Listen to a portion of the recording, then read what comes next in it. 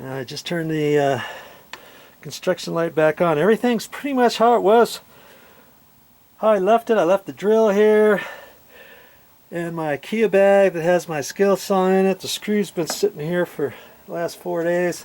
My sawzall's just been sitting here like this. And so now I'm up here getting ready to cover this hole. Because see, I need to cover this hole. If I had some batt insulation, if this was all batt insulation, not blow-in, I could just put that insulation, I could take the insulation, just kind of push it back over. But because it's all blow-in, I got to put that little piece of plywood back in there, okay? So it looks like that. So then I can rearrange all this insulation.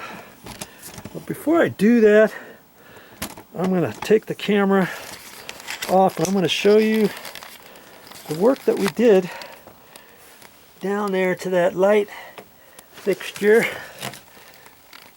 Hopefully you watched how I put that back together, and see, that's right where the ballast is. See, it's snapped on there nice and snug. Nice and snug on there.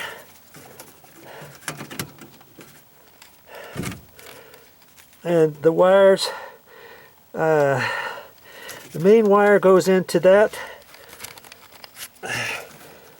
box, and then it's open on the back side. In order to take that off, that's where the ballast is. It's got a cover on it, and the wires go through. Put the wire nuts in this box and put the cover plate back on. Now see, it's all taken care of.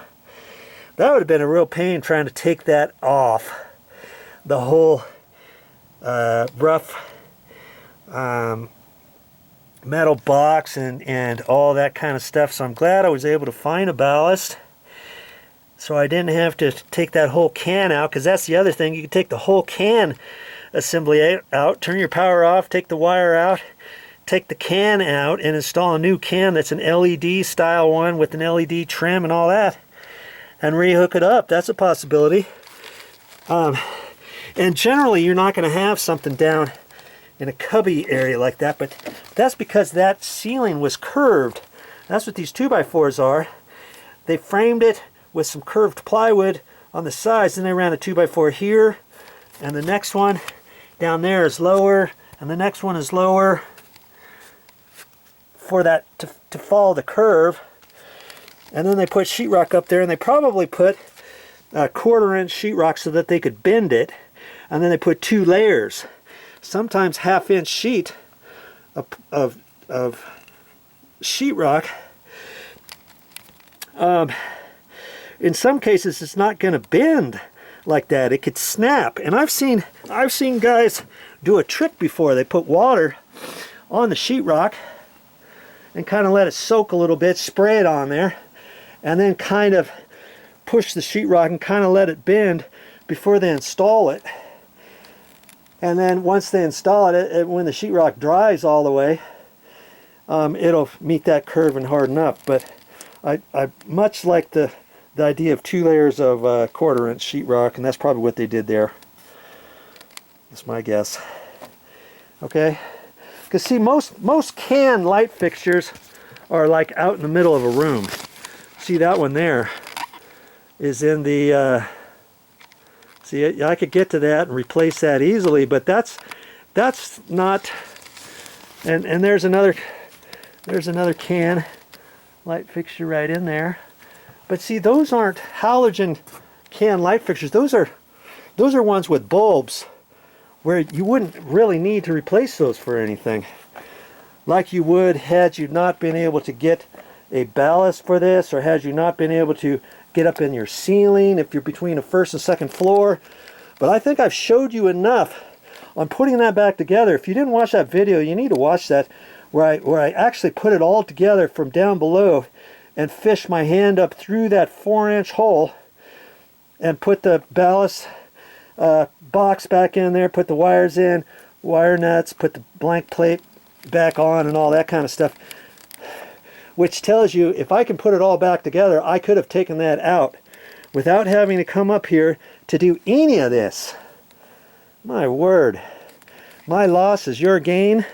But I wanted you to kind of see up here in the attic anyways what you're dealing with, how to walk around up here. And I think I've given you a lot of information as to how you can go about doing different things, okay?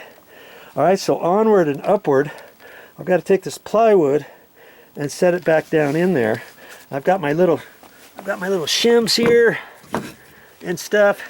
I'll have to rearrange my light so I can get that back down, so I can show you what I had in mind on how to secure it. You see, this plywood that I cut out is up about 1.5 inches from that block there and the block there. See the gap there?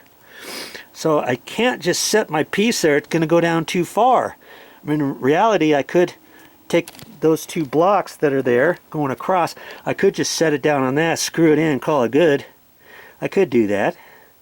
You know, that's another way you can do it. But I'm going to do it slightly different so I can...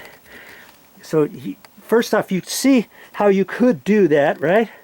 Well, I'm going to show you another way on how to install this too. You're getting more bang for your buck. Every time you watch my videos, I try to give you everything you need to know so that you can feel like, hey, if Joe can do it, I can do it. Well, that's all I got for this time. But I'll be back with more videos.